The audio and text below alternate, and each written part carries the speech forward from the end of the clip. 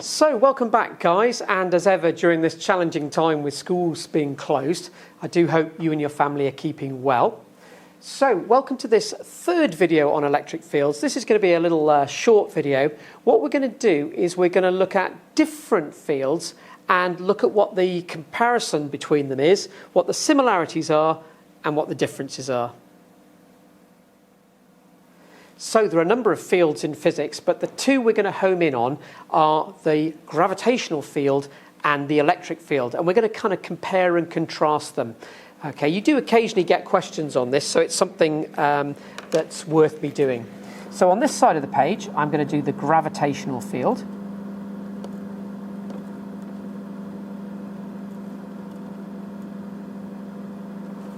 And on the other side of the page, I'm going to do the electric field.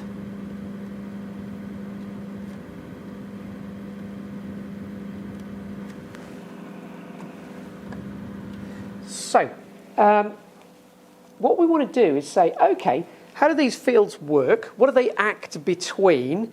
What sort of directions do they point in? What sort of strengths do they have? So we're sort of comparing and contrasting them. Okay, so the gravitational field, let's kick off with that one. We know the gravitational field is a field that acts between masses. Yep. So if there's a gravitational field present, okay, then a mass will feel a force. Now, the electric field is obviously not about masses. The electric field is a force between charges. So a place in space where charges feel a force. So they act on different things. The next thing is sort of what direction do the forces act? So we know that the gravitational field is a bit of an oddity in that it's only attractive.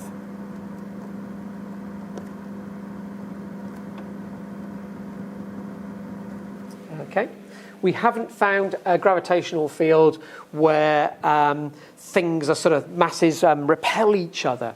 Okay, whereas the electric field, as you well know, is both attractive, okay, between opposite charges, and it can also be repulsive.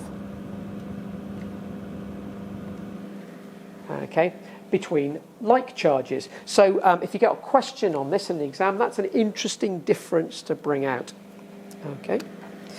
When you calculate for a given distance, okay, now this is a bit of a tricky comparison, but if you take two small masses and you take two small charges and you put them close together and you compare the forces between them, I agree it's not comparing like with like, but generally we consider gravitational fields, gravitational forces, to be very weak. In other words, you need rather a lot of mass to get much effect, whereas electric fields can be considered to be quite strong. Yep, we discussed a while ago the gravitational forces between two protons would be very weak, but the repulsive force due to the Coulomb repulsion is very, very strong. Now, there's an interesting property of fields that are very weak and fields that are very strong, the range that they act over. So the gravitational field can kind of go, right the way across space, across the galaxy, etc. Okay, so maybe a supermassive black hole in the middle of the galaxy, and its gravitational field holding in all the stars in the galaxy. So it may be the fact that gravitational fields are weak, but they go a long way. They're long-range forces.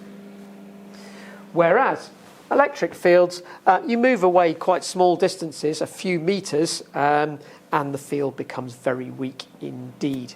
Okay, so it's quite short range. Now, when I say weak, what I mean is it doesn't have a much effect on sort of human beings and things like that.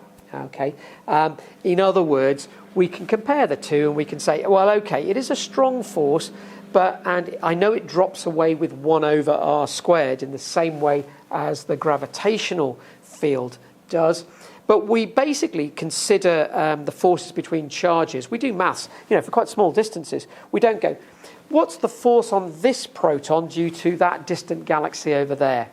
Okay, so it's really a short-range force.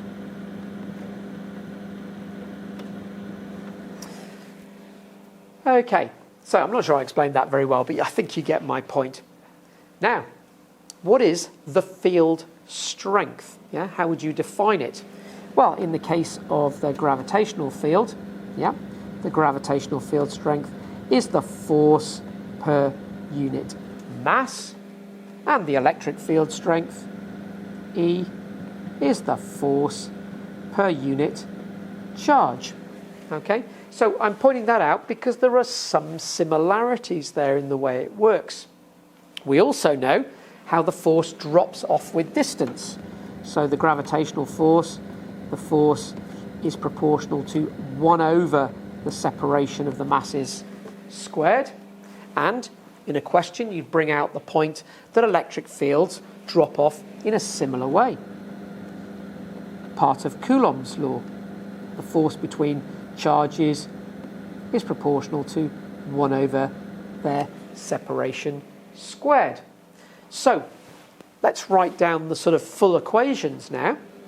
We know that the gravitational force is given by a constant g, the first mass, the second mass, product of the masses, divided by their separation squared. And doesn't that k, product of masses divided by separation squared, look very similar to that for electric fields?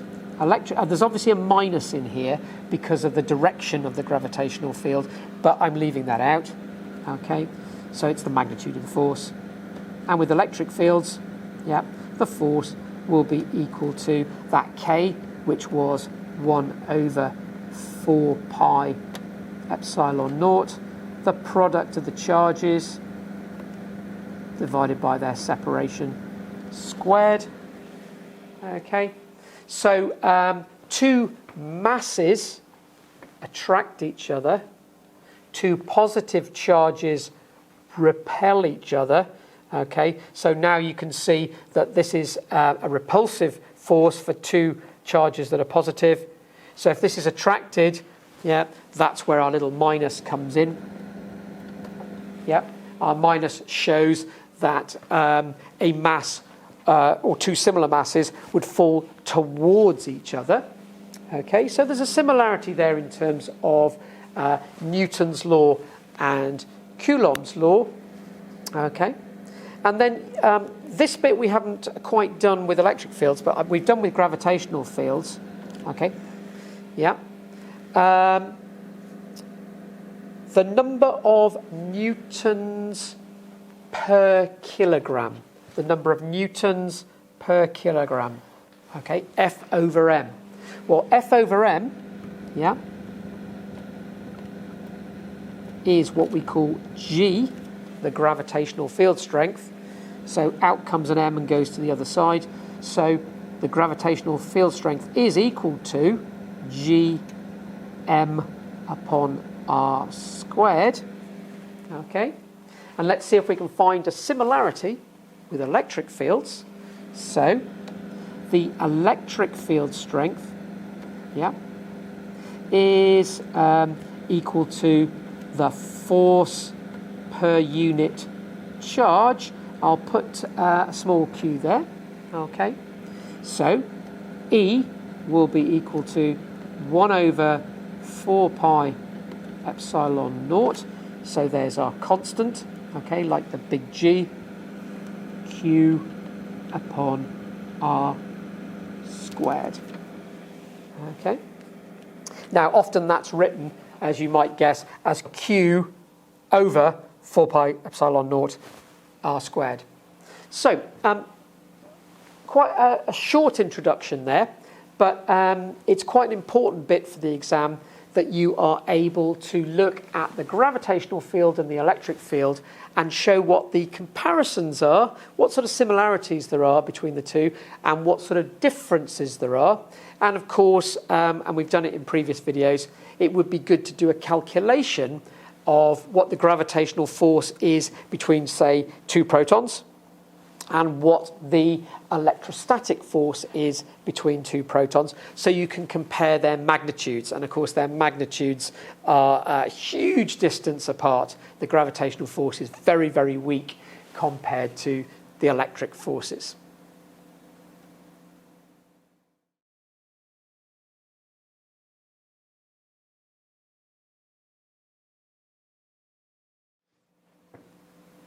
So, short little video there. Hope you found that useful.